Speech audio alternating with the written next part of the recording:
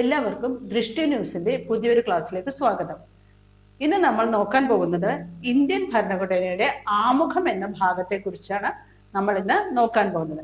Indian ഭരണഘടനയുടെ ആമുഖം അല്ലെങ്കിൽ പ്രിയാമ്പിൾ ഓഫ് ഇന്ത്യൻ കോൺസ്റ്റിറ്റ്യൂഷൻ, ഈ ഒരു ടോപ്പിക്കിനുമായി ബന്ധപ്പെട്ട പ്രധാനപ്പെട്ട കാര്യങ്ങൾ നമുക്ക് ഒന്ന് പഠിക്കാം. ആദ്യമായി ആമുഖത്തിന്റെ ശില്പി എന്നറിയപ്പെടുന്ന വ്യക്തി ആരാണ്? ജവഹർലാൽ നെഹ്റു ആണ് ആമുഖത്തിന്റെ ശില്പി എന്ന് അറിയപ്പെടുന്നത്.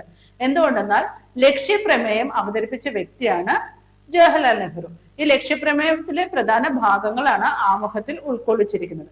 അതുകൊണ്ട് തന്നെയാണ് ജവഹർലാൽ നെഹ്റുവിനെ ആമുഖത്തിന്റെ ശില്പി എന്ന് വിളിക്കുന്നത്. ഇനി ഓരോ ഭാഗവും നമ്മുടെ ഭരണഘടനയിലെ പല ഭാഗങ്ങളും പല രാജ്യങ്ങളിൽ നിന്ന് കടമെടുത്തിട്ടുള്ളതാണ്. അതിൽ നമ്മൾ ആമുഖം കടമെടുത്തിരിക്കുന്നത് അല്ലെങ്കിൽ ആമുഖം എന്ന ആശയം നമ്മുടെ ഇന്ത്യൻ ഭരണഘടനയിൽ ഉൾക്കൊള്ളിച്ചിരിക്കുന്നത് അമേരിക്കൻ ഭരണഘടനയിൽ നിന്ന് എടുത്തുകൊണ്ടാണ്. അമേരിക്കൻ ഭരണഘടനയിലാണ് ആമുഖം എന്ന ആശയം ഉൾക്കൊള്ളിച്ചിരിക്കുന്നത്. ആ ആമുഖം എന്ന ആശയം ആണ് നമ്മൾ ഇന്ത്യൻ ഭരണഘടനയിലും ഉൾക്കൊള്ളിച്ചിരിക്കുന്നത്. ആമുഖത്തിൽ ആകെ 73 വാക്കുകളാണ് ഉള്ളത്. ഈ 73 വാക്കുകളിലൂടെയാണ് ആമുഖത്തിലെ ഉദ്ദേശ ലക്ഷ്യങ്ങൾ, ഇന്ത്യൻ ഭരണകൂടത്തിന്റെ അല്ലെങ്കിൽ ഇന്ത്യൻ ഭരണഘടനയുടെ ഉദ്ദേശ ലക്ഷ്യങ്ങളെ പറ്റിയെല്ലാം വിവരിച്ചിരിക്കുന്നത് അല്ലെങ്കിൽ അതിനെപ്പറ്റി ഒരു ആശയം കൊടുത്തിരിക്കുന്നത് ഈ 73 വാക്കുകളിലൂടെയാണ്. ആമുഖം തുടങ്ങുന്നത് we the people of India എന്ന വാക്കുകളിലൂടെയാണ്. അപ്പോൾ നമ്മൾ ഇന്ത്യൻ ആമുഖം തുടങ്ങുന്നത് എങ്ങനെയെന്ന് ചോദിച്ചു കഴിഞ്ഞാൽ we the people of India, we the people of India, ഭാരതത്തിലെ ജനങ്ങളായ നാം. ഇങ്ങനെയാണ് ഇന്ത്യൻ ഭരണഘടനയുടെ ആമുഖം ആരംഭിക്കുന്നത്. ഇനി ആമുഖത്തിൽ 4 വിഷയങ്ങളെ പറ്റിയാണ് പ്രതിപാദിച്ചിരിക്കുന്നത്. അപ്പോൾ ആമുഖത്തിലെ പ്രതിപാദ്യ വിഷയങ്ങൾ എത്രയാണെന്ന് ചോദിച്ചു കഴിഞ്ഞാൽ അത് 4 ഒന്നാമത്തത് അധികാര സ്രോതസ്, അതായത് ഇന്ത്യയിലെ പ്രധാന അധികാര സ്രോതസ് ജനങ്ങളിലാണ് നിക്ഷിപ്തം. അപ്പോൾ ഇന്ത്യയിലെ അധികാര സ്രോതസ് ആരിൽ നിക്ഷിപ്തമാണ്? ജനങ്ങളിലാണ് നിക്ഷിപ്തമെന്ന് ആമുഖത്തിലെ ഒന്നാമത്തെ പ്രതിപാദ്യമായിട്ട് പറയുന്നു. അടുത്തതായിട്ട് രാഷ്ട്രത്തിന്റെ സ്വഭാവം വിളിച്ചോതുന്ന ചില വാക്കുകൾ ആമുഖത്തിൽ ഉൾക്കൊള്ളിച്ചിട്ടുണ്ട്. അതാണ് sovereign, socialist, secular, democratic, republic എന്നീ വാക്കുകളിലൂടെ രാഷ്ട്രത്തിന്റെ സ്വഭാവം എങ്ങനെയാണെന്ന് ആമുഖത്തിൽ പ്രതിപാദിച്ചിരിക്കുന്നു. ഇനി ആമുഖത്തിന്റെ ലക്ഷ്യങ്ങളെ പറ്റിയും ആമുഖത്തിൽ പ്രതിപാദിച്ചിട്ടുണ്ട്. ഭരണഘടനയുടെ ലക്ഷ്യങ്ങളെ പറ്റിയും ആമുഖത്തിൽ പ്രതിപാദിച്ചിട്ടുണ്ട്. അത് ഏതൊക്കെ വാക്കുകളാണ്? നീതി, സ്വാതന്ത്ര്യം, സാഹോദര്യം, സമത്വം എന്നീ വാക്കുകളിലൂടെയാണ് ഭരണഘടനയുടെ ലക്ഷ്യങ്ങൾ എന്തൊക്കെയാണെന്ന് ആമുഖത്തിൽ പ്രതിപാദിച്ചിരിക്കുന്നത്. ഇനി അടുത്തതായിട്ട് 4ാമത്തെ പ്രതിപാദ്യ വിഷയം എന്ന് പറഞ്ഞാൽ ഭരണഘടന അംഗീകരിച്ച തീയതി ആമുഖത്തിൽ രേഖപ്പെടുത്തിയിട്ടുണ്ട്. 1949 നവംബർ 26 ഭരണഘടന നിർമ്മാണ സമിതി ഭരണഘടന അംഗീകരിച്ച തീയതി. ഈ തീയതിയും ആമുഖത്തിൽ രേഖപ്പെടുത്തിയിട്ടുണ്ട്. അപ്പോൾ ആമുഖത്തിൽ ആകെ രേഖപ്പെടുത്തിയിരിക്കുന്ന തീയതി ഏതെന്ന് ചോദിച്ചു കഴിഞ്ഞാൽ നവംബർ 26, 1949. ഇങ്ങനെ 4 പ്രതിപാദ്യ വിഷയങ്ങളാണ് ആമുഖത്തിൽ ഉൾക്കൊള്ളിച്ചിരിക്കുന്നത്. അധികാര സ്രോതസ് ജനങ്ങളാണ്, അതുപോലെ തന്നെ രാഷ്ട്രത്തിന്റെ സ്വഭാവം എങ്ങനെയുള്ളതാണ്, ഭരണഘടനയുടെ ലക്ഷ്യങ്ങൾ എന്താണ്, ഭരണഘടന അംഗീകരിച്ച തീയതി. ഈ 4 വിഷയങ്ങളാണ് ആമുഖത്തിൽ ഉൾക്കൊള്ളിച്ചിരിക്കുന്നത്. അപ്പോൾ ആമുഖത്തിലെ 4 പ്രതിപാദ്യ വിഷയങ്ങൾ നമ്മൾ പഠിച്ചു. ഇനി അടുത്തത് 42ാം ഭേദഗതി, 1976 42ാം ഭേദഗതിയെ കുറിച്ച് നമുക്ക് നോക്കാം. 1976 42ാം ഭേദഗതി ആണ് ആമുഖത്തിൽ ആകെ ഒരു ഭേദഗതിയാണ് ആമുഖത്തിൽ നടത്തിയിരിക്കുന്നത്. അത് 1976 42ാം ഭേദഗതിയാണ്. ഈ 42ാം ഭേദഗതിയിലൂടെയാണ് 2 വാക്കുകൾ ആമുഖത്തിൽ കൂട്ടിച്ചേർത്തത്. മൊത്തം 3 വാക്കുകൾ ഭരണഘടനയിൽ കൂട്ടിച്ചേർത്തിട്ടുണ്ട്. അതിൽ ആമുഖത്തിൽ കൂട്ടിച്ചേർത്ത് 2 വാക്കുകളാണ് സോഷ്യലിസ്റ്റ് എന്നും സെക്യുലർ എന്നും. ആദ്യം ഭരണഘടന രൂപം കൊണ്ടപ്പോൾ ഇന്ത്യയുടെ അല്ലെങ്കിൽ രാഷ്ട്രത്തിന്റെ സ്വഭാവം പറയുന്നതിന് വേണ്ടിയിട്ട് സോവറിൻ, ഡെമോക്രാറ്റിക്, റിപ്പബ്ലിക്, പരമാധികാര ജനാധിപത്യ രാജ്യം എന്നാണ് രാഷ്ട്രത്തിന്റെ സ്വഭാവം രേഖപ്പെടുത്തിയിരുന്നത്. അപ്പോൾ സോഷ്യലിസ്റ്റ് എന്നും സെക്യുലർ എന്നുള്ള 2 പദങ്ങൾ ആമുഖത്തിൽ ഉണ്ടായിരുന്നില്ല. അതിനുശേഷം 1976 42ാം ഭേദഗതിയിലൂടെയാണ് സോഷ്യലിസ്റ്റ്, സെക്യുലർ എന്നീ 2 പദങ്ങൾ ആമുഖത്തിൽ കൂട്ടിച്ചേർത്തത്. അതോടുകൂടി രാഷ്ട്രത്തിന്റെ സ്വഭാവം പറയുന്നത് sovereign, socialist, secular, democratic republic, പരമാധികാര, സോഷ്യലിസ്റ്റ്, മതേതരത്വ, ജനാധിപത്യ രാജ്യം എന്നായി രാഷ്ട്രത്തിന്റെ സ്വഭാവം. അപ്പോൾ 42ാം ഭേദഗതിയിലൂടെ ആമുഖത്തിൽ കൂട്ടിച്ചേർത്ത രണ്ട് വാക്കുകൾ ഏതൊക്കെയെന്ന് ചോദിച്ചു കഴിഞ്ഞാൽ സോഷ്യലിസ്റ്റും സെക്യുലറും ആണ്.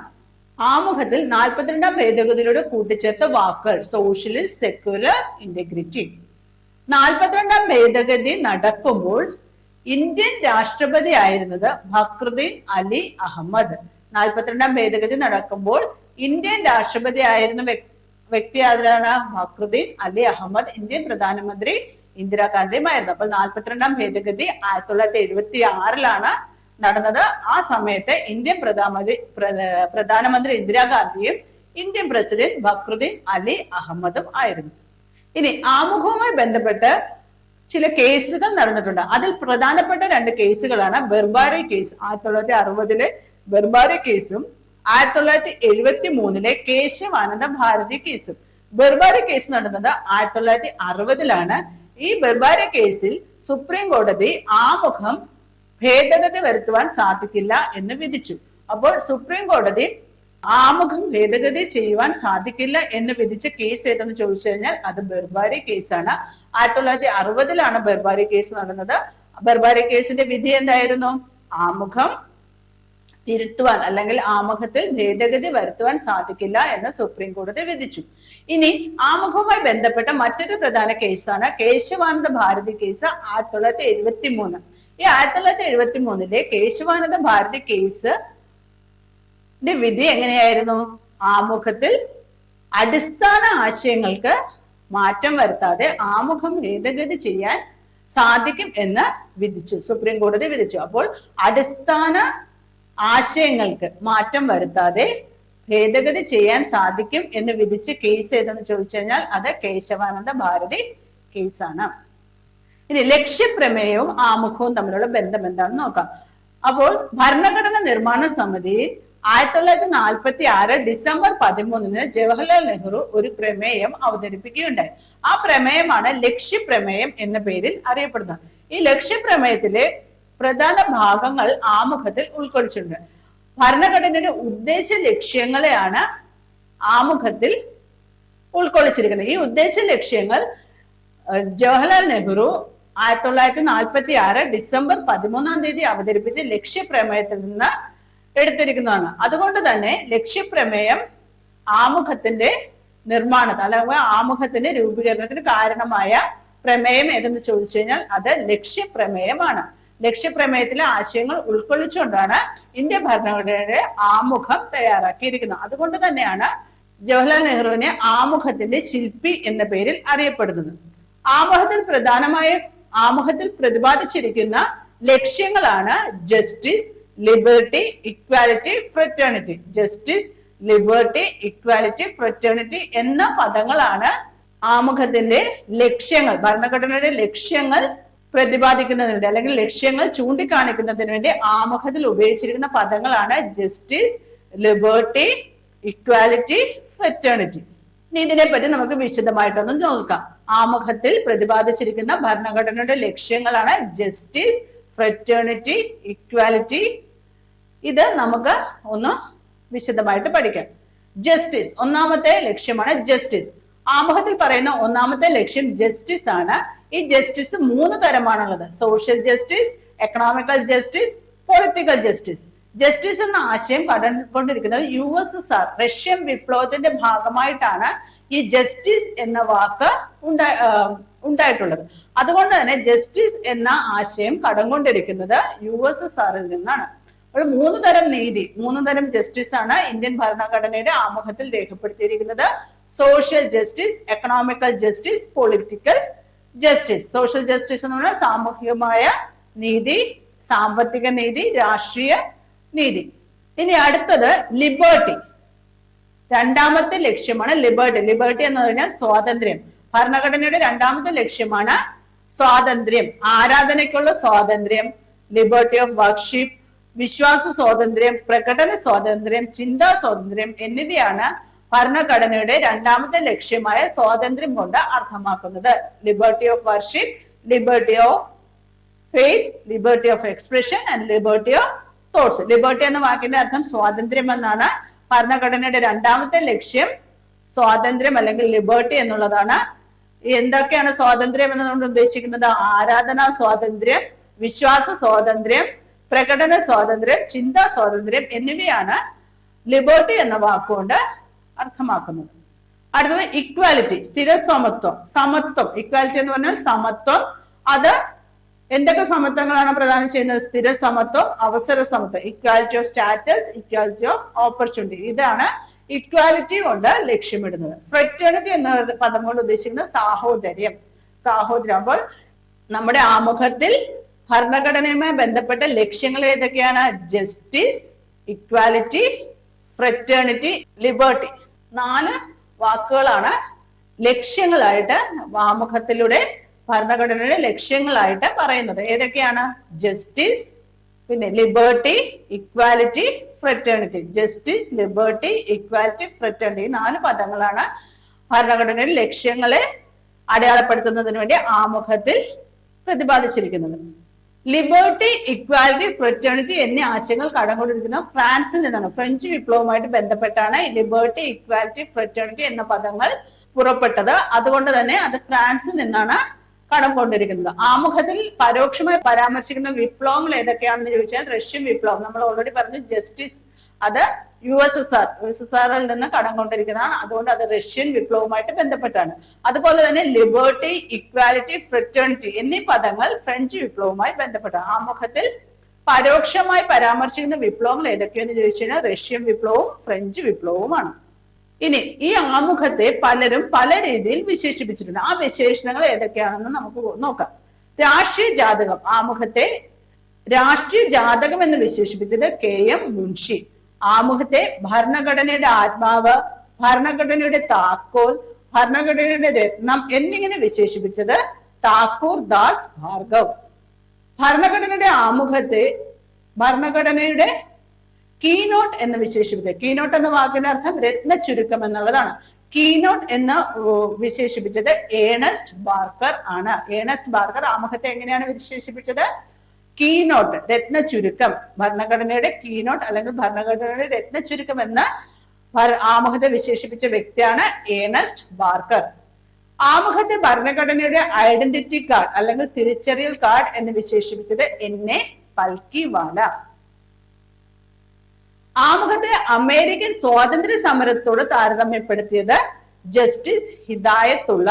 സുപ്രീം കോടതി ചീഫ് ജസ്റ്റിസ് ആയിരുന്ന ഇന്ത്യൻ പ്രസിഡന്റ് ആണ് ജസ്റ്റിസ് ഹിദായത്തുള്ള. അദ്ദേഹം ആമുഖത്തെ അമേരിക്കൻ സ്വാതന്ത്ര്യ സമരത്തോടാണ് താരതമ്യപ്പെടുത്തുന്നത്. അപ്പോൾ ജസ്റ്റിസ് ഹിദായത്തുള്ള ഭരണഘടനയുടെ ആമുഖത്തെ എന്തിനോടാണ് സാദൃശ്യപ്പെട്ടത്? അമേരിക്കൻ സ്വാതന്ത്ര്യ സമരത്തോടാണ് താരതമ്യപ്പെടുത്തിയത്. ആമുഖത്തെ ഇന്ത്യയുടെ സ്വപ്നങ്ങളുടെ പ്രകാശനം എന്ന് വിശേഷിപ്പിച്ച അല്ലാടി കൃഷ്ണരാമയ്യർ, ഭരണഘടനാ നിർമ്മാണ സമിതിയിലെ ഒരു അംഗമായിരുന്നു അല്ലാടി കൃഷ്ണസ്വാമി അയ്യർ. അദ്ദേഹം ആമുഖത്തെ ഇന്ത്യയുടെ സ്വപ്നങ്ങളുടെ സാക്ഷാത്കാരം എന്നാണ് വിശേഷിപ്പിച്ചത്. ആമുഖത്തെ ഭരണഘടനയുടെ ഹൃദയം എന്ന് വിശേഷിപ്പിച്ചത് ജവഹർലാൽ നെഹ്റു ആണ്. എന്നാൽ അംബേദ്കർ ഹൃദയവും ആത്മാവും എന്ന് വിശേഷിപ്പിച്ചിരുന്നു. അത് ആർട്ടിക്കിൾ 32നെയാണ് ഭരണഘടനയുടെ ഹൃദയവും ആത്മാവും എന്ന് അംബേദ്കർ വിശേഷിപ്പിച്ചത്. ആമുഖത്തെ ഭരണഘടനയുടെ ഹൃദയം എന്ന് വിശേഷിപ്പിച്ചത് ജവഹർലാൽ നെഹ്റു ആണ്. ഭരണഘടനയുടെ ഹൃദയവും ആത്മാവും എന്ന് അംബേദ്കർ വിശേഷിപ്പിച്ചതാണ് ആർട്ടിക്കിൾ 32. ആമുഖത്തിന്റെ പേജ് ഡിസൈൻ ചെയ്തത് റാം മനോഹർ സിൻഹ എന്ന വ്യക്തിയാണ്. ആമുഖത്തിന്റെ പേജ് ഡിസൈൻ ചെയ്തത് റാം മനോഹർ സിൻഹ. ഭരണഘടനയുടെ കവർ പേജ് ഡിസൈൻ ചെയ്തത് നന്ദലാൽ ബോസ്. ഭരണഘടനയുടെ കവർ പേജ് ഡിസൈൻ ചെയ്തത് ഇത് രണ്ടും തമ്മിൽ മാറിപ്പോകരുത്. ആമുഖത്തിന്റെ പേജ് ഡിസൈൻ ചെയ്ത് റാം മനോഹർ സിൻഹ. ഭരണഘടനയുടെ കവർ പേജ് ഡിസൈൻ ചെയ്ത വ്യക്തിയാണ് നന്ദലാൽ ബോസ്. ഇനി നാനി പൽക്കിവാല എന്ന വ്യക്തി വി ദ പീപ്പിൾ എന്നൊരു പുസ്തകം എഴുതി. അപ്പോൾ വി ദ പീപ്പിൾ എന്ന പുസ്തകത്തിന്റെ രചയിതാവ് എന്നാരെന്ന് ചോദിച്ചാൽ നാനി പൽക്കിവാല. അതുപോലെ തന്നെ ആമുഖം ദൈവനാമത്തിൽ തുടങ്ങണം, ദൈവനാമത്തിൽ എന്നതാകണം ആമുഖത്തിന്റെ ആരംഭം എന്ന് അഭിപ്രായപ്പെട്ട വ്യക്തിയാണ് HV കമ്മത്ത് ആണ് ദൈവനാമത്തിൽ എന്നതാണ് ആമുഖത്തിന്റെ ആരംഭം എന്ന് അഭിപ്രായപ്പെട്ടത്. ഇനി ആമുഖത്തിൽ ഓൾറെഡി പല പ്രധാനപ്പെട്ട വാക്കുകളുമുണ്ട്. ആ വാക്കുകളെ പറ്റി നമുക്കൊന്ന് നോക്കാം. ആദ്യത്തെ വാക്ക് സോവറിൻ. സോവറിൻ എന്ന് ഉദ്ദേശിക്കുന്നത് പരമാധികാരം. സോവറിൻ എന്നതുകൊണ്ട് ഉദ്ദേശിക്കുന്നത് പരമാധികാരമാണ് അർത്ഥമാക്കുന്നത്. ഈ പരമാധികാരം എന്ന വാക്കുകൊണ്ട് ഉദ്ദേശിക്കുന്നത് ഇന്ത്യ ഒരു രാജ്യത്തെയും ആശ്രയിക്കുന്നില്ല. ഇന്ത്യ ഒരു രാജ്യത്തിന്റെയും കോളനി അല്ല.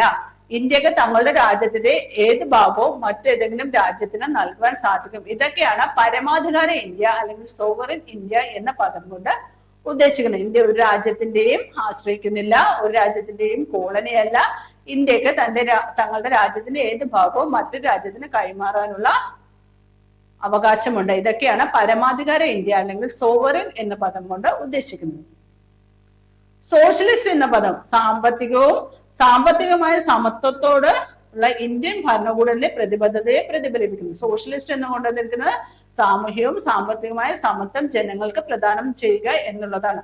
സാമൂഹികവും സാമ്പത്തികമായ സമത്വം ഇന്ത്യൻ ഭരണകൂടം എത്രത്തോളം പ്രാധാന്യം കൊടുക്കുന്നു എന്നതാണ് സോഷ്യലിസ്റ്റ് എന്ന പദം കൊണ്ട് ഉദ്ദേശിക്കുന്നത്. അടുത്ത പദം സെക്യുലർ, മതേതരത്വം. 42ാം ഭേദഗതിയിലൂടെയാണ് സോഷ്യലിസ്റ്റ് എന്ന പദവും സെക്യുലർ എന്ന പദവും ആമുഖത്തിൽ ചേർത്തതെന്ന് നമ്മൾ പഠിച്ചു.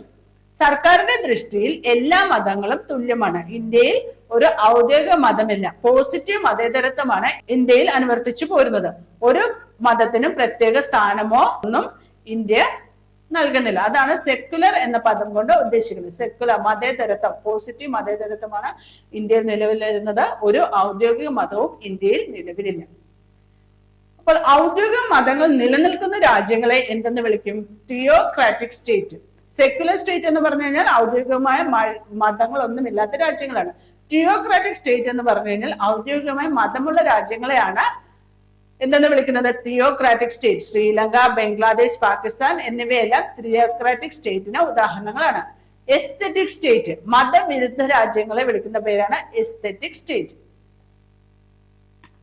ഇനി ഫ്രെറ്റേണിറ്റി, സാഹോദര്യം, രാജ്യത്തിന്റെ ഐക്യവും അഖണ്ഡതയും, അതായത് യൂണിറ്റി ആൻഡ് ഇന്റഗ്രിറ്റി, ഇതിന് പ്രാധാന്യം കൊടുത്തുകൊണ്ടാണ് ഫ്രെറ്റേണിറ്റി എന്ന പദം ഉദ്ദേശിക്കുന്നത്. ഫ്രെറ്റേണിറ്റി എന്ന സാഹോദര്യം. ഈ ഫ്രെറ്റേണിറ്റി എന്ന പദവും ഫ്രഞ്ച് വിപ്ലവത്തിൽ നിന്ന് കടം കൊണ്ടിരിക്കുന്നതാണ്.